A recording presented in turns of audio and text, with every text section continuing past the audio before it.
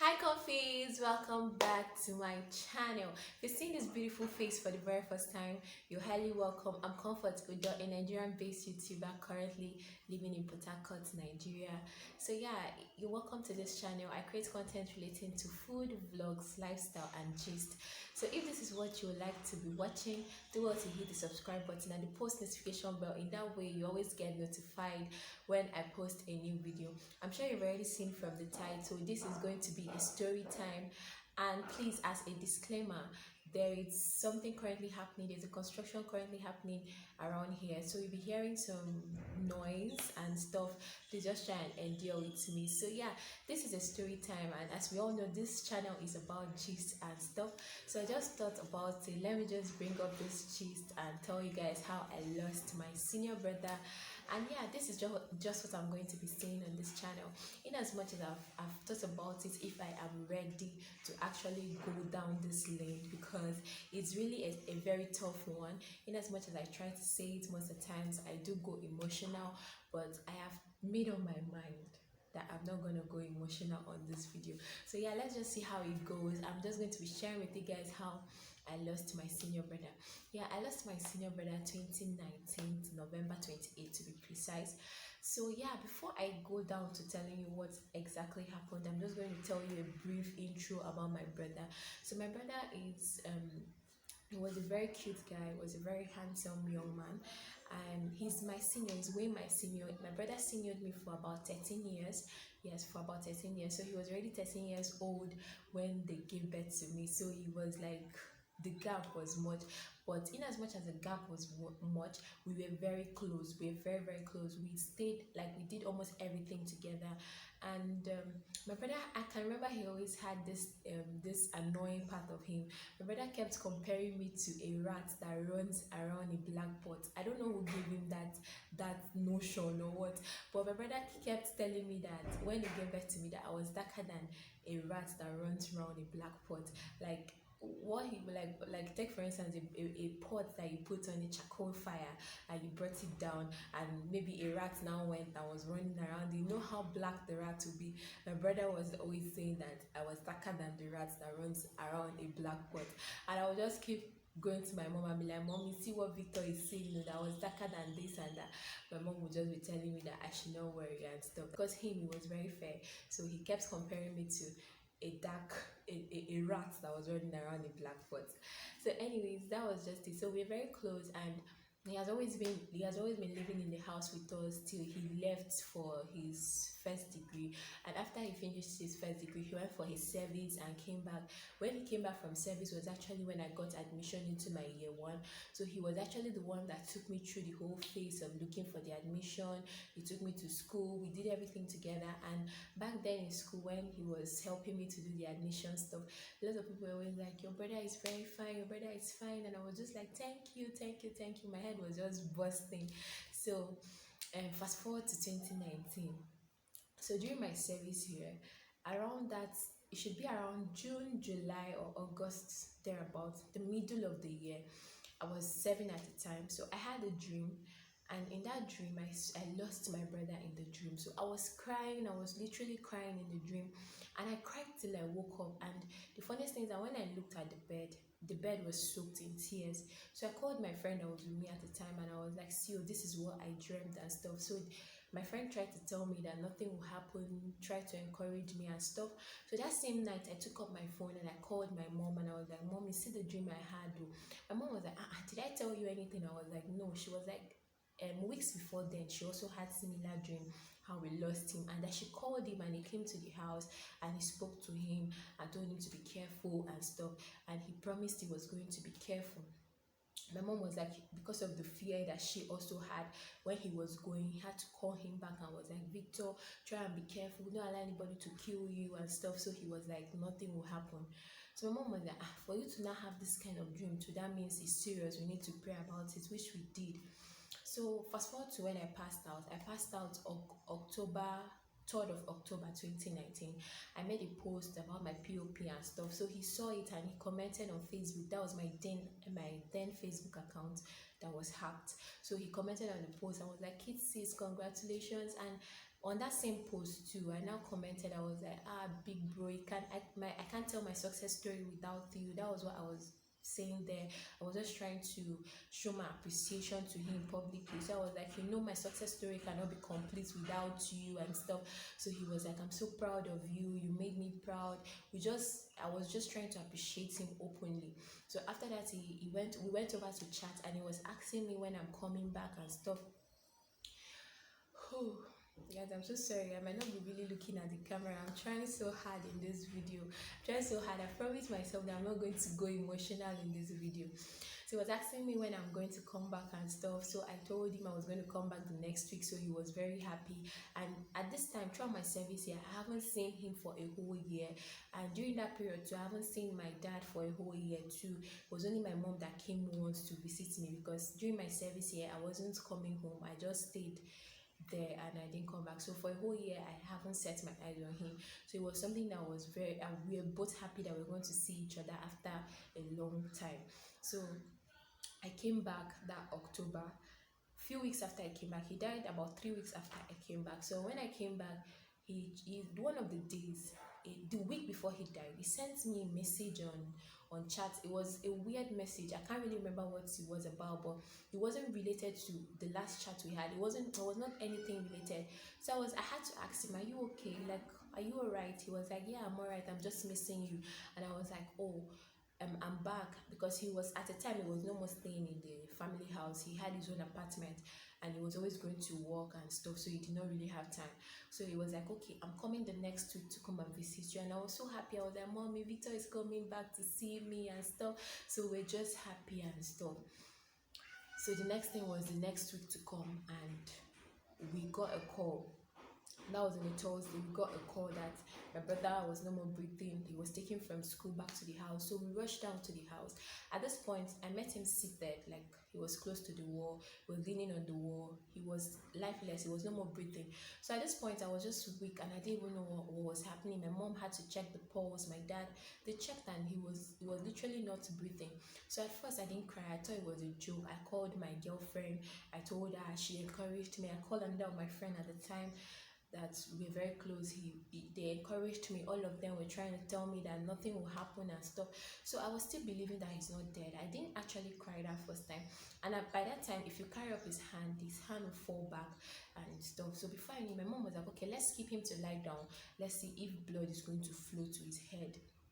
And that was how they kept my brother to lie down. And instead of him to be getting better, he was cooling off.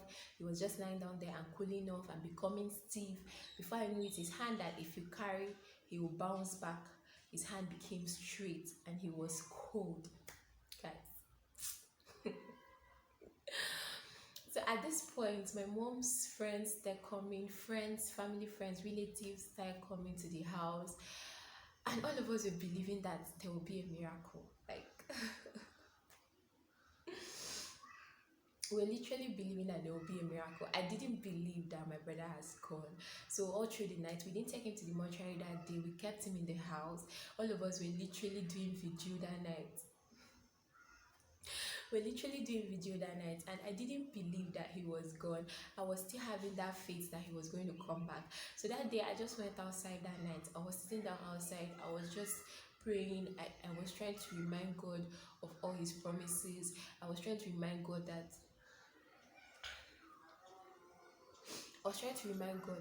somebody like Lazarus came back to life and stuff. I didn't believe that my brother was gone. And my friends encouraged me that nothing will happen, he's not gonna die and stuff. But before I knew, he was stiff. So fast forward to the next morning. I'm trying to be fast because I don't want this video to go so long. So fast forward to the next morning. At this point, the tension was much because he was not coming up. He wasn't breathing. He was stiff at this point. It was cold. It was just obvious that he was gone. So my dad came to me and told me that he feels there's nothing that can be done again, that we just needed to call an ambulance. So with the help of friends that were around, an ambulance was called, and they came to the house. And at this point, the top my brother was wearing, we couldn't remove it again because at this point his hand was stiff. So they had to use scissors.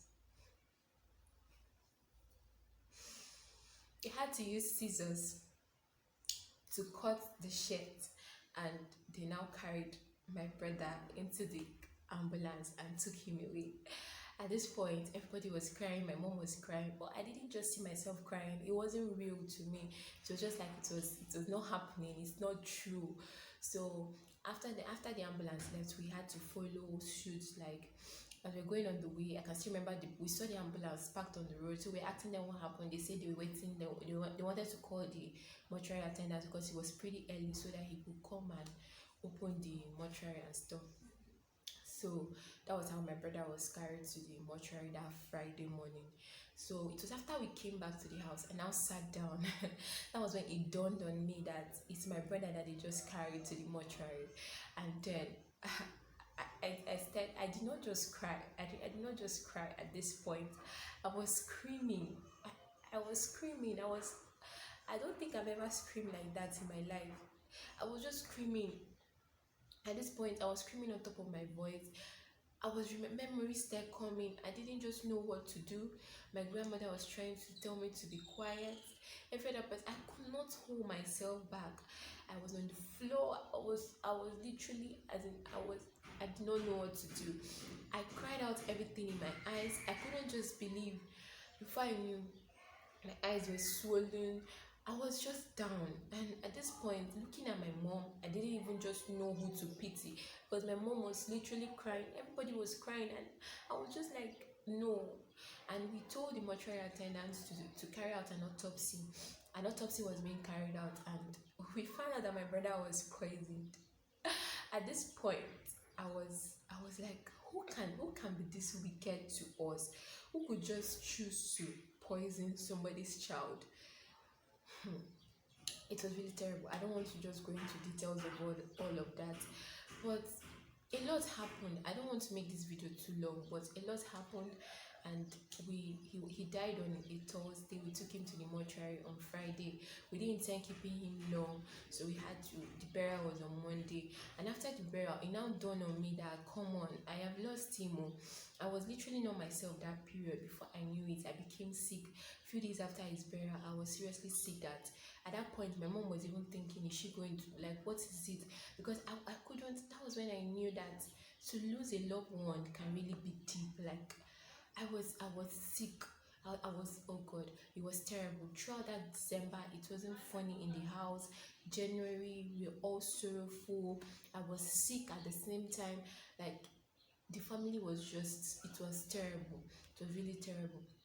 And there was nobody to console somebody. I could remember at some point I would just be staying. I would just tell my mom, so Victor is decaying inside the ground. My mom would be like, yeah, she'll start crying too. So we just, she would start crying. So two of us would just be crying helplessly. We kept doing that back and forth.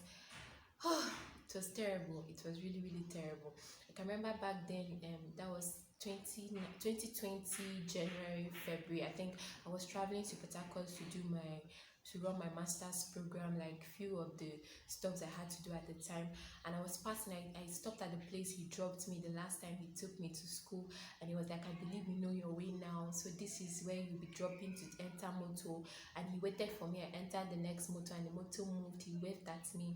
So when I came back to where I and my friend was staying, I was just crying all through that night. I'm going to check, it's like I have the picture of that night. Like my face was swollen.